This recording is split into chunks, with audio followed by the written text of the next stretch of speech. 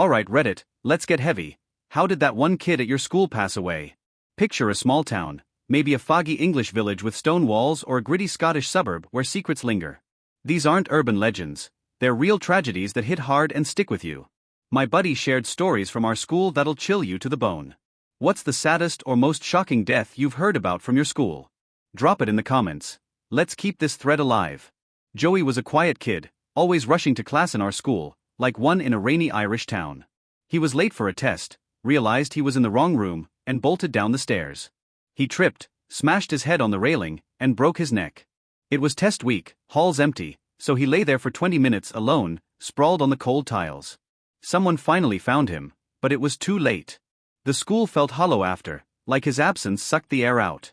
Dying at school, somewhere you're forced to be, chasing a grade, it's just wrong. Rest in peace, Joey. Mark thought he'd get beach ready after exams, ordering weight loss pills online in a place like a Welsh coastal village. They weren't pills, they were pesticide. He died fast, convulsing, body overheating like a fly hit with spray, mitochondria going haywire. They thought it was meningitis at first, his collapse was so sudden. The paramedics worked in the gym, sweat and panic in the air, but he was gone. His mom found the bottle later, half empty, hidden in his room. It's messed up, trying to look good for summer and ending like that. Those online scams are a death trap. Liam, a kid in my year, got hit by a bus running across the road after school, maybe in a busy Manchester suburb. He lingered in the hospital for a week, machines beeping, family praying. He didn't make it. Another boy, Jamie, came home feeling off, like he had the flu, in a quiet German village school. He went to nap, parents thought he'd sleep it off. Next morning, they couldn't wake him, meningitis took him overnight. No neck pain, just a fever, and he was gone. The school held a memorial, kids crying in the assembly hall, his desk empty. It's eerie how fast it happened, like life just slipped away. At 12, I saw something I'll never unsee in a school like one in rural Poland. A kid ran through a glass door, full speed, chasing friends. The glass shattered, a sickening crack, and he cut an artery in his neck. Blood sprayed everywhere, pooling on the floor, screams echoing down the hall. He bled out before help arrived. We all stopped running near doors after that, the memory too raw. A year later, they ripped out the glass doors during renovations. Took a kid dying to learn that lesson. The sound of that glass breaking still haunts me. My friend Alex, 16, drowned at a lake in a town like a Scottish Highland village. He lied to his grandma, said he was at my place, but went swimming with some rough kids instead. He wasn't a strong swimmer, and the water was murky cold. He went under, and they didn't find him for hours. In elementary school, another kid, Jason, waded into a cow pond with his shoes on, in a tiny English hamlet. He went too deep, drowned, caught in the mud. They dragged the pond, and a hook tore his lip. We walked to his funeral, saw him in the coffin, baseball glove on, that hole in his lip sewn shut. It was the 80s, but I still see Jason's face. A kid's dad on a meth bender cut his son's head off with a buck knife in a rundown Eastern European suburb. The news hit our school like a bomb. Last year in a lower grade school, another dad beat his daughter to death with a bat, tossed her out a window onto the porch roof. When the drugs wore off, he hung himself in his cell. The school smelled of grief, kids whispering, teachers pale. How does a parent turn into that kind of monster? In 2001, my friend Sarah had a seizure in the lunch line, in a school like one in rural Denmark. The admin wouldn't call 911 until they reached her parents. No cell phones back then. She died right there, kids staring, trays clattering. The parents sued, won, and the guy who delayed the call got fired. It's infuriating, protocol over a life. Her laugh used to fill the cafeteria, now it's just silence. 4 kids died in 1 year at my high school, like a cursed town in rural France. A senior wrestler, popular, took his life after a fight with his parents over grades. His best friend, battling depression, followed 2 weeks later. The school was a mess, teachers scared of a suicide cluster, kids crying in the halls. Then Robbie, a funny kid with a bag of Jolly Ranchers, got hit by a bus walking home. His friends got candy tattoos at 18.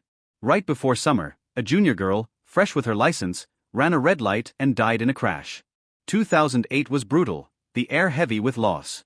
In a wealthy area, like a posh London suburb, we lost 7 kids in my last semester of 2005. One had brain cancer, my lunch buddy, her smile fading slowly. The other 6? Car accidents, big SUVs, too much power for 16-year-olds. 2 died over spring break, 1 ran over another kid. The school felt like a graveyard, memorials in the quad, flowers piling up. Rich kids, reckless driving, it's a deadly mix. A Turkish girl, Eileen, visited family in the summer, in a school like one in rural Hungary. An earthquake hit, and she didn't make it. Her desk sat empty, her friends sobbing. Earthquakes are a trauma for Turks, a reminder how fragile life is. Another girl, on her way to school, got hit by a car running a red light.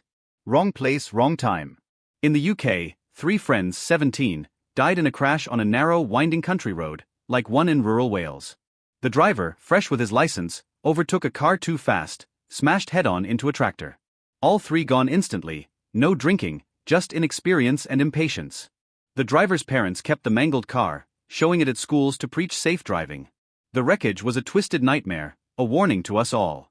A 14-year-old girl in 8th grade took an intentional aspirin overdose, in a school like one in rural Spain. Rumors swirled she was pregnant, maybe by her dad, but friends swore she was a virgin.